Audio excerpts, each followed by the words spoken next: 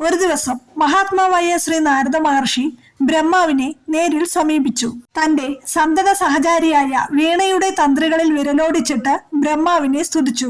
വീണ നമസ്കരിച്ചിട്ട് എഴുന്നേറ്റ് ചോദിച്ചു, പ്രഭോ, കാലങ്ങളിൽ വെച്ച് കലികാലം നമുക്കും കഷ്ടകാലം തന്നെ. ഭക്തിഹീനനായ മനുഷ്യരും ദുരാചാരികളുമാണ് എങ്ങും നിറഞ്ഞിരിക്കുന്നത്. കലിബാധ ഭൂലോകത്തെ ദുരിതലോകമാക്കുന്നു. ഭൂലോകത്തുകൂടി സഞ്ചരിക്കവേ എനിക്ക് എങ്ങനെയാണ് കലിബാധയിൽ നിന്നും മോചനം നേടാനാകുന്നത്? ബ്രഹ്മാവ് ഇത് കേട്ട് തന്റെ സിംഹാസനമായ താമരയിൽ നിന്ന് താഴെ ഇറങ്ങി. വത്സ, കലിബാധയെ കുറിച്ച് നിനക്കും ആകുലതയുണ്ടോ? അപ്പോൾ നാരദ മഹർഷി പറഞ്ഞു, ശരിക്കും ഞാൻ ഭയന്നിരിക്കുകയാണ്. ഭൂലോക സഞ്ചാരം ഇനി വേണ്ടെന്ന് നിശ്ചയിക്കേണ്ടി വരും.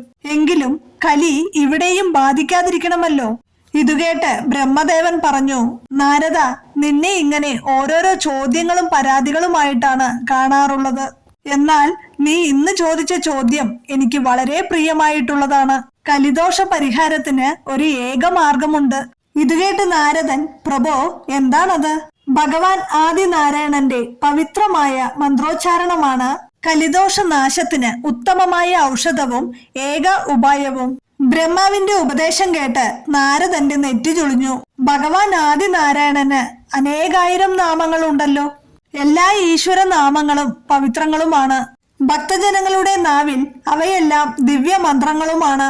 അതുകൊണ്ട് അവിടുന്ന് ഉദ്ദേശിക്കുന്ന പ്രത്യേക നാമം ഏതെന്നു പറഞ്ഞു തന്നാലും സർവവേദ മന്ത്രങ്ങളുടെയും നിഗൂഢമായ രഹസ്യം നിനക്ക് ഞാൻ ഉപദേശിച്ചു തരാം. കേട്ടാലും. കലിയുഗത്തിലെ ഏറ്റവും ശക്തിയേറിയ നാമം ഹരേ രാമ എന്നുള്ളതാണ്.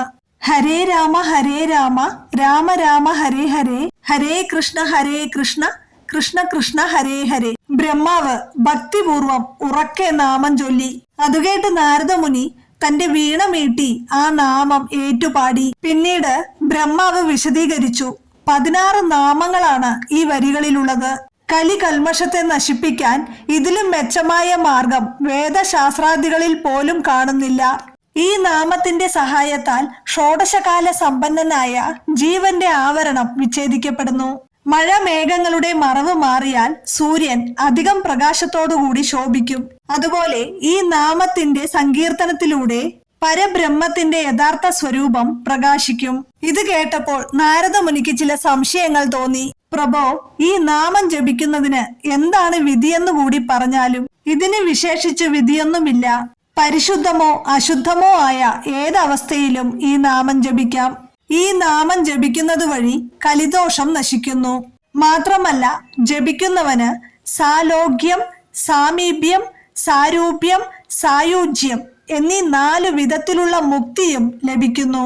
ഈ നാമമന്ത്രം 3.5 കോടി തവണ ജപിക്കുന്നവന് ബ്രഹ്മഹത്യാ പാപത്തിൽ നിന്ന് നിവർത്തനായിത്തീരും.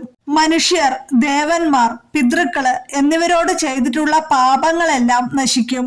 എല്ലാവിധ പാപങ്ങളിൽ നിന്നും ക്ലേശങ്ങളിൽ നിന്നും അതിവേഗം നിവർത്തനാകാൻ ഈ മഹാനാമമന്ത്രം മാത്രം ജപിച്ചാൽ മതി.